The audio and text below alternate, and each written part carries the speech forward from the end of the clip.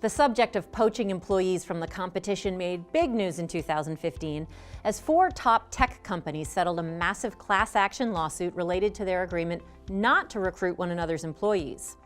Apple, Google, Intel, and Adobe were accused of limiting employee mobility and wages with this no poaching agreement.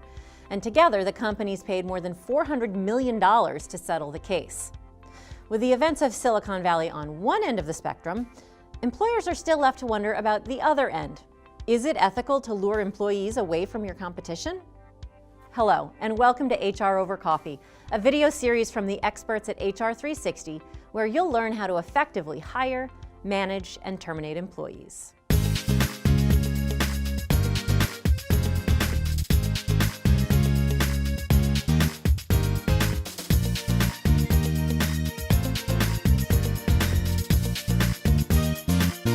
According to an ethics study co-authored by a Vanderbilt graduate business school professor, poaching employees is indeed ethical when it's done correctly.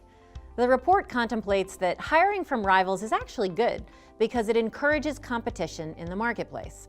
However, the study authors note that there are several ethical issues surrounding poaching that must be addressed. First, know that poaching from your rivals may cause ill will. Remember, your competitors have lost an employee and the investment they've made in that individual. Also, employees who are subject to non-compete agreements should not be recruited, as this will have legal ramifications.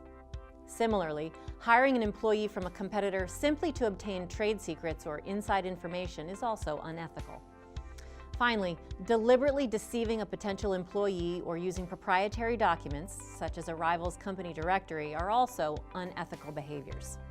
As a business owner or manager, what does this mean for you in practical fact?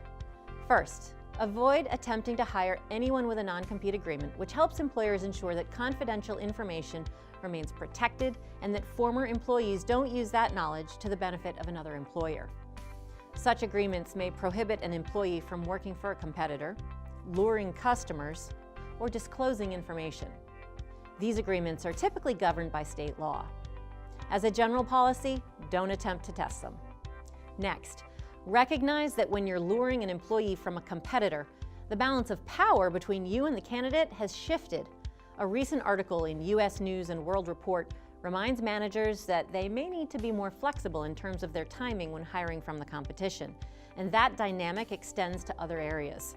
You're the pursuer, and you need to do an even better job than usual when selling your organization and the position to your candidate. You also may lose some negotiating leverage when it comes to compensation and benefits. Again, remember, you're asking someone to leave a position in which, as far as you know, he or she was satisfied. You will need to make it worth their while.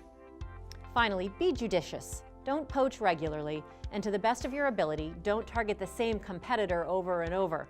Your reputation in the marketplace is important, and routinely stealing employees will reflect poorly upon you in the long run. Thank you for joining us today for HR Over Coffee.